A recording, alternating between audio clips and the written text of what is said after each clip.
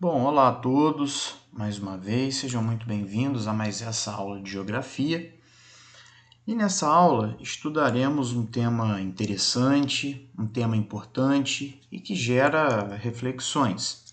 Estudaremos a regionalização do espaço mundial pelo critério de desenvolvimento socioeconômico, ou seja, faremos aí a divisão dos países das diversas partes do mundo de acordo com o grau de desenvolvimento social, ou seja, levando em conta aí a qualidade de vida da maioria da população, como vivem, se vivem bem, se não vivem bem.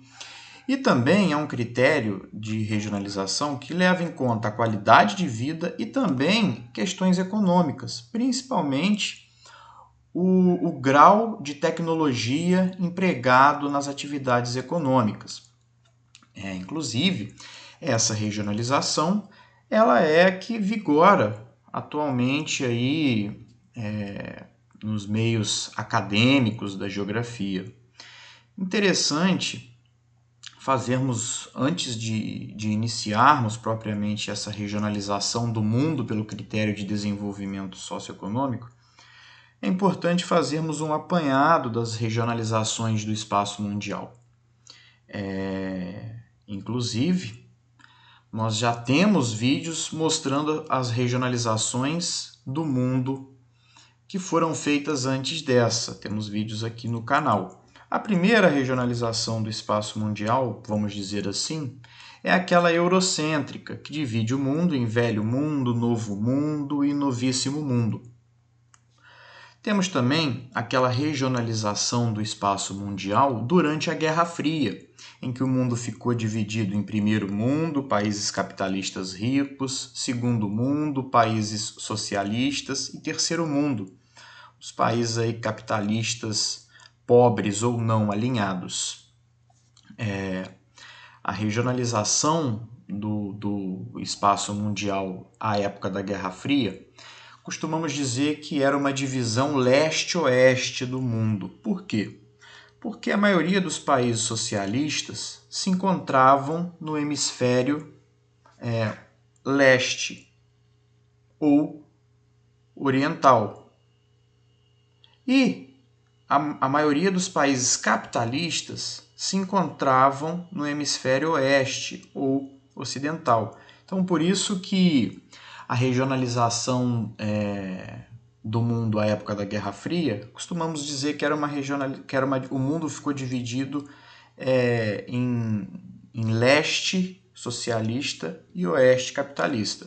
É claro que, em termos de predominância, tinha países no lado ocidental que eram socialistas, como Cuba, por exemplo.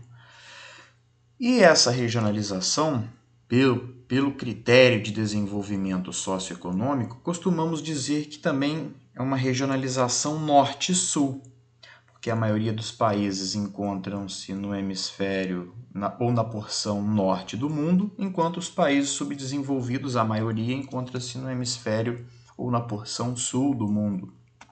Então, vamos dar início então ao nosso estudo. Inclusive, esse estudo, por ser complexo, dividiremos essa nossa aula em duas partes. Nessa primeira aula, estudaremos o mundo desenvolvido e o mundo subdesenvolvido e as características de cada um deles. E numa segunda aula, estudaremos as teorias do subdesenvolvimento e algumas medidas ou ideias para poder ajudar a resolver a situação de subdesenvolvimento. Então, o mapa ele já traz aqui a regionalização de que estamos falando. Essa parte aqui, essa porção em azul aqui no mapa, chamada de mundo desenvolvido ou norte desenvolvido ou países centrais. E a maioria dos países do mundo, incluindo aí a América Latina, a África, o sul da Ásia, nós chamamos de mundo subdesenvolvido ou sul subdesenvolvido ou países periféricos. ou seja, países dependentes dos países desenvolvidos. Bom, então vamos dar início às duas principais características aí que diferenciam um mundo do outro. Dois mundos muito diferentes nos mais variados aspectos. O mundo desenvolvido ele vai ter basicamente duas características, e creio que vocês já devam estar observando aí. O primeiro, a ampla parcela da população desfruta de boas condições de vida, renda per capita alta, saneamento básico, saúde de qualidade, educação, expectativa de vida elevada, vivem 80, 90 anos quase, e amplo uso de tecnologia nas atividades econômicas. São países que investem muito em pesquisa e tecnologia. Então, aí, uma imagem do mundo desenvolvido em que observamos claramente aí a ampla parcela da população desfrutando de boas condições de vida. Evidente que existem parcelas pobres dentro desses países, mas são minoria. E até mesmo os pobres nesses países desenvolvidos aí desfrutam de uma relativa condição de vida relativamente boa. Então, o mundo desenvolvido, a maioria da população vive bem, há uma boa distribuição de renda. E no segundo vídeo nós entenderemos por que existem essas diferenças entre o mundo desenvolvido e o subdesenvolvido. E a segunda característica dos desenvolvidos, amplo uso de tecnologia nas atividades econômicas. Por outro lado, entramos agora num mundo completamente diferente do mundo desenvolvido. É um mundo que está abaixo do desenvolvimento, ou seja, entraremos no estudo do mundo subdesenvolvido. E as duas características do mundo subdesenvolvido: ampla parcela de pobres na população, pessoas desfrutando aí de condições de vida precárias, ruins, pobreza e miséria, e pouca utilização de tecnologia nas atividades econômicas. Então, mundo subdesenvolvido, ampla parcela de pobres, uma distribuição de renda muito desigual, ou seja, uma distância, uma diferença entre ricos e pobres, que nós chamamos de desigualdade social, muito grande. E aí, a pouca utilização de tecnologia nas atividades econômicas. As imagens aí trazem atividades econômicas sendo desenvolvidas de forma bem arcaica, bem rudimentar, bem simples, sendo reflexo da pouca instrução da maioria da população e do pouco interesse dos países em desenvolver tecnologias, investir em pesquisa e tecnologia, em que pese termos algumas exceções atualmente. Vamos estudar também nesse vídeo que alguns países eles conseguiram se desenvolver bastante, mas ainda não podemos considerá-los como desenvolvidos, como Coreia do Sul e Singapura, por exemplo, mas tem uma condição de vida acima dos países subdesenvolvidos. E o principal indicador para podermos medir qualidade de vida da população é o chamado IDH, Índice de Desenvolvimento Humano. Ele é calculado, é um índice criado pela ONU, calculado anualmente e leva em conta 3 componentes para definir se uma população vive bem ou não. Vida longa e saudável, que a gente traduz como expectativa de vida, que é até quantos anos mais ou menos a população em média vive, educação e renda per capita. O que é renda per capita? Renda per capita é a renda nacional bruta dividida pela população. Per capita significa por cabeça, é pegar toda a riqueza que foi produzida ali e dividir pela população para ver quanto cada um ficaria das riquezas produzidas. Expectativa de vida, como eu disse, a vida longa e saudável é medida pela esperança de vida ao nascer, ou expectativa de vida em anos. Esse dado é fornecido pelo Departamento de Assuntos Econômicos e Sociais da Divisão de População das Nações Unidas. Países desenvolvidos, as pessoas vivem aí Estamos chegando a quase 90 anos.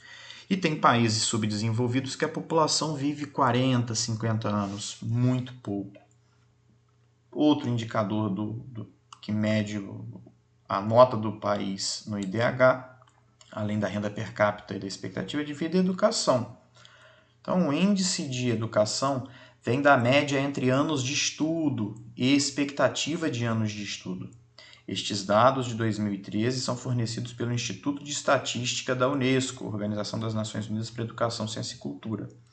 Então, a partir desses três principais elementos aqui, expectativa de vida, educação e renda, é dada uma nota. Quanto mais próximo de 0, pior a qualidade de vida, e quanto mais próximo de 1, melhor. Então, países que têm a nota aí entre 0 e 0,449 têm um IDH baixo.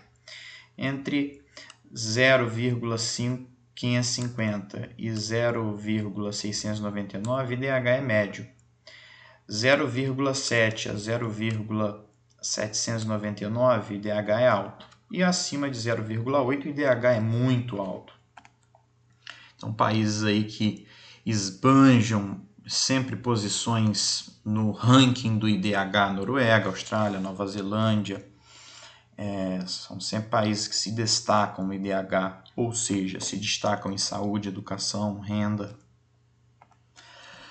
E uma figura importante traz uma diferença muito grande entre o mundo desenvolvido, representado aqui pela Europa, e o mundo subdesenvolvido, representado aqui pela África, é o que chamamos de pirâmide etária. O que é uma pirâmide etária? É uma figura que vai dividir a população de acordo com a idade. Então, de 0 a 14 anos aí, jovens, de 15 até 64 adultos e acima idosos, ou seja, temos 3 faixas de idade. Vamos começar analisando os países subdesenvolvidos. A base da pirâmide é bem larga. Por quê? Porque há uma alta taxa de natalidade, há uma quantidade muito grande de nascimento de crianças. Ou também podemos dizer que há uma alta taxa de fecundidade. Taxa de fecundidade é o número médio de filhos que cada mulher tem. E alguns fatores que explicam a alta taxa de natalidade nos países subdesenvolvidos é o pouco acesso da população aos métodos contraceptivos, pouca inserção da mulher no mercado de trabalho,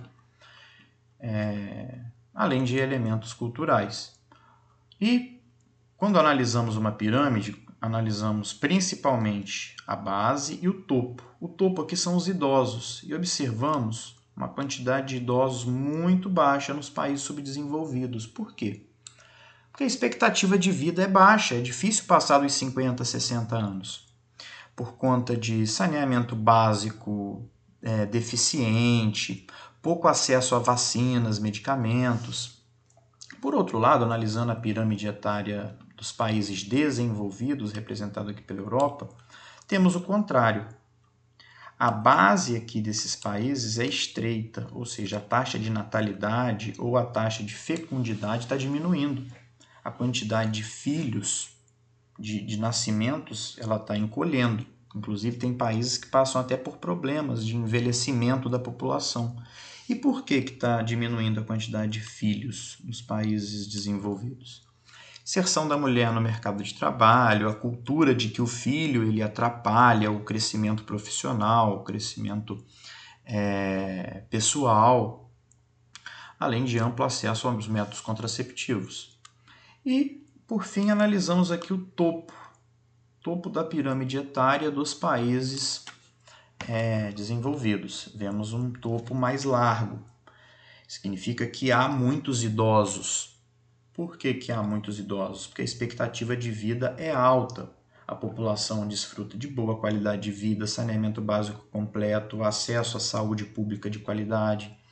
Porém, os países desenvolvidos eles passam por um problema. Pouco jovem e muito idoso. Inclusive, há nesses países uma crise previdenciária, ou seja, a Previdência é aquele órgão do governo responsável por pagar a aposentadoria. Como tem muito idoso, esses países eles enfrentam um problema sério com relação à Previdência. aqui mais diferenças entre países desenvolvidos e subdesenvolvidos. Desenvolvidos, industrialização avançada, urbanização avançada, sistemas de transporte e comunicação eficientes, redes urbanas densas e articuladas. Já nos países subdesenvolvidos, ou seja, num outro mundo, pouca ou nenhuma industrialização, urbanização incompleta, sistemas de transporte e comunicações deficientes, redes urbanas desarticuladas e cidades dispersas no território. Por fim, entramos no assunto chamado países emergentes.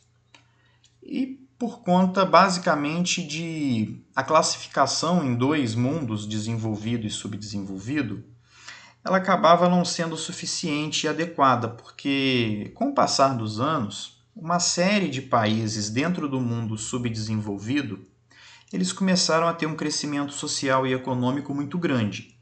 Então, era difícil enquadrá-los no mundo subdesenvolvido, mas também não poderíamos colocá-los como países desenvolvidos. Então, a solução foi criar o chamado mundo emergente ou países emergentes. Então, embora não exista uma definição exata para os países emergentes, podemos dizer que são aqueles cujas economias partiram de um estágio de estagnação, como a Rússia, por exemplo, ou subdesenvolvimento, como Brasil, China e Índia, por exemplo, e se encontram hoje em pleno crescimento econômico e social. São também chamados de países em desenvolvimento ou economias em desenvolvimento. Então, alguns países emergentes: México, Brasil, Argentina, África do Sul, Turquia, Índia, China, dentre outros, como Coreia do Sul. Por fim, para a gente concluir essa aula, essa primeira parte do nosso estudo, veremos um conjunto de 5 países emergentes chamado BRICS. BRICS é o acrônimo para Brasil, Rússia, Índia, China e África do Sul. São 5 países emergentes que têm um potencial muito grande e os cientistas projetam aí que serão países muito importantes no futuro. O acrônimo BRIC, então primeiro não estava ainda incluída a África do Sul, apenas o BRIC, Brasil, Rússia, Índia e China. O acrônimo BRIC foi cunhado em 2001 pelo banco de investimentos Goldman Sachs para indicar as potências emergentes que formariam com os Estados Unidos as 5 maiores economias do mundo no século XXI. Em 2006, os países do BRIC deram início ao diálogo que, desde 2009, tem lugar nos encontros anuais de chefes de Estado e de governo. Em 2011, com o ingresso da África do Sul, o BRICS alcançou sua composição definitiva, incorporando um país do continente africano. Então, essa ideia, criada em 2001, fez com que esses próprios países eles começassem a criar estratégias econômicas. Então já há projeto aí da criação de um banco do BRICS para poder investir nos países formadores do BRICS, a ideia inclusive de formação de um bloco econômico como NAFTA, Mercosul. Porém, temos ainda que esperar os desdobramentos dessa situação. Assim, pessoal, nós terminamos a primeira parte aí da nossa aula. Espero que tenha ficado bastante claro. E no segundo vídeo a gente conclui esse estudo, que é um estudo amplo e complexo.